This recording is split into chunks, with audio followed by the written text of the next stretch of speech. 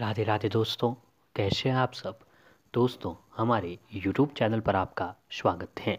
हमारे इस चैनल को सब्सक्राइब कीजिएगा और हमारे इस वीडियो को लाइक शेयर और कमेंट ज़रूर कीजिएगा। दोस्तों, जैसा कि आप सभी लोग जानते होंगे कि हमारे सनातन धर्म में कई ऐसे त्यौहार जो हैं बड़े ही धूमधाम और हर्षोल्लास के साथ मनाए जाते हैं। लेकिन कार्तिक जो मास है ये एक ऐसा महीना होता है, इस महीने में कई बड़े बड़े त्यौहार जो हैं मनाए जाते हैं। इसमें दोस्तों जो है दशहरा, दीपोत्सव और जो है छठ पर्व। जी हाँ दोस्तों, प्रत्येक वर्ष जो है कार्तिक महीने के शुक्ल पक्ष की षष्ठी तिथि को मनाए जाने वाला सूर्य छठ पूजा पर्व 4 दिनों का होता है। इस बार जो है दोस्तों 8 नवंबर से शुरू होकर 11 नवंबर तक जो है त्यौहार मनाया जाएगा। इसमें मुख्य रूप से छठ पूजा जो है 10 नवंबर बुधवार को की जाएगी। जी हाँ दोस्तों, वैसे तो ये विशेष तौर से बिहार, झारखंड और पूर्वी उत्तर प्रदेश का मुख्य पर्व है, लेकिन अब लगभग जो है पूरे भारत में बड़े ही हर्षोल्लास के साथ इस व्रत को मनाया जाता है।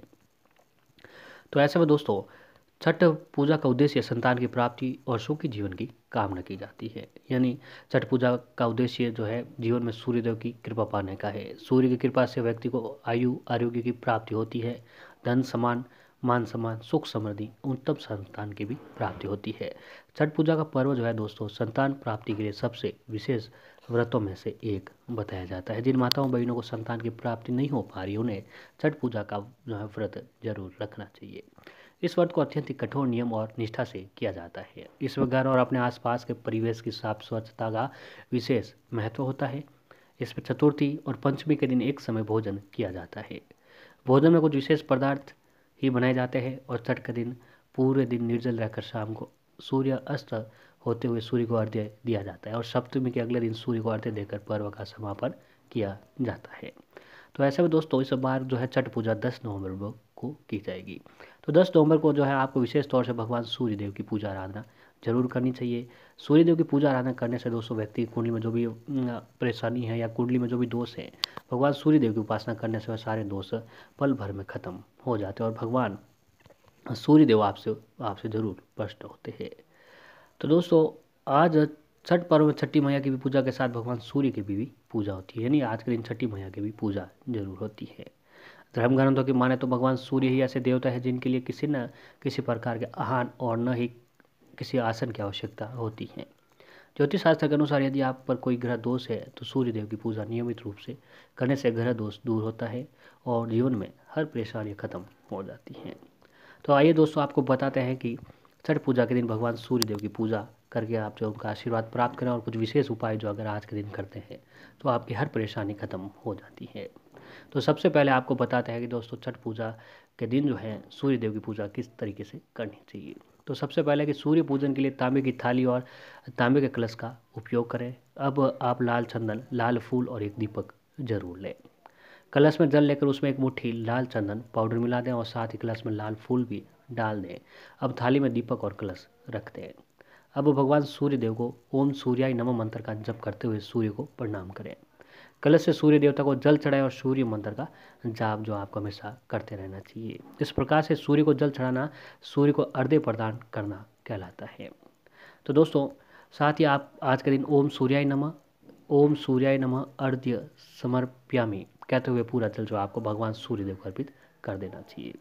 लेकिन सूर्य को अर्घ्य करते समय नजरें जो है कलश के जल की धारा की ओर देखना चाहिए। यानी जो कलश से जो धारा गिर रही है वो आपको अपनी आंखों से जरूर देखना चाहिए।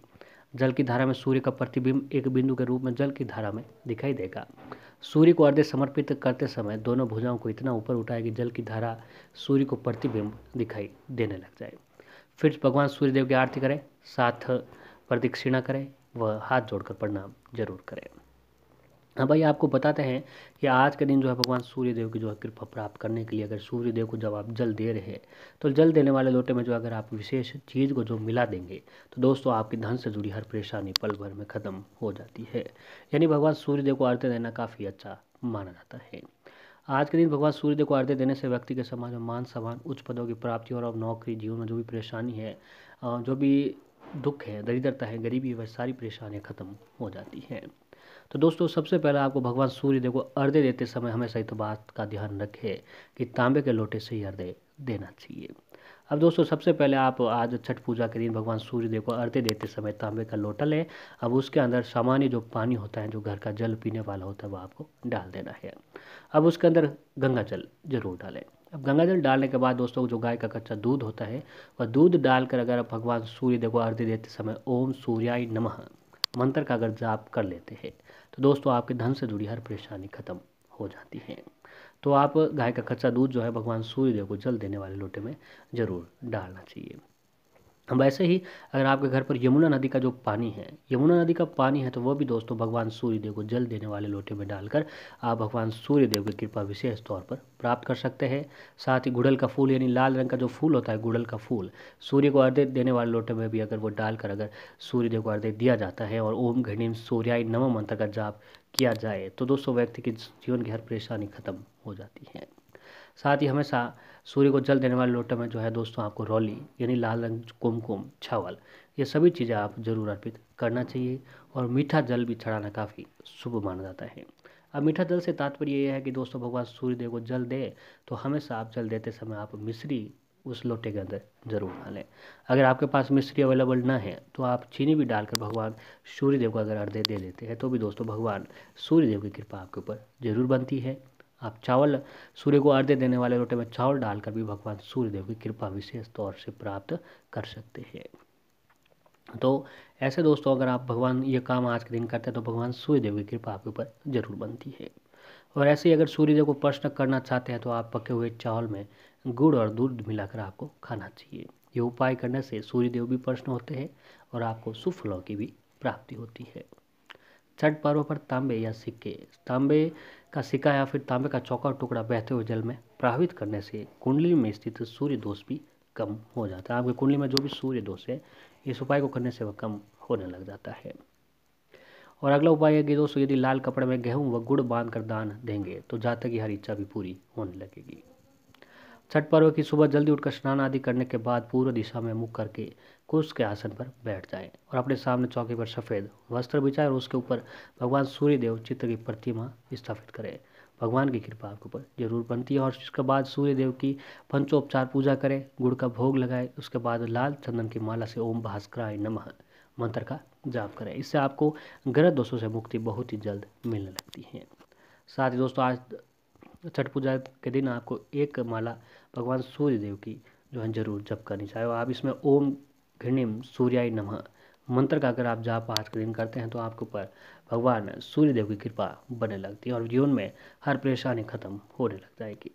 तो दोस्तों इस छठ पूजा के दिन अगर आप भगवान सूर्य देव की कृपा प्राप्त करना चाहते हैं तो आपको ये उपाय आज के दिन जरूर करना चाहिए। भगवान सूर्यदेव आपसे प्रसन्न होंगे और भगवान सूर्यदेव की कृपा से ही व्यक्ति की जीवन के जो भी कष्ट है, दुख है, परेशानी है, वह खत्म होती है और व्यक्ति को समाज में मान सम्मान व उच्च पदों की भी प्राप्ति होने लग जाती है।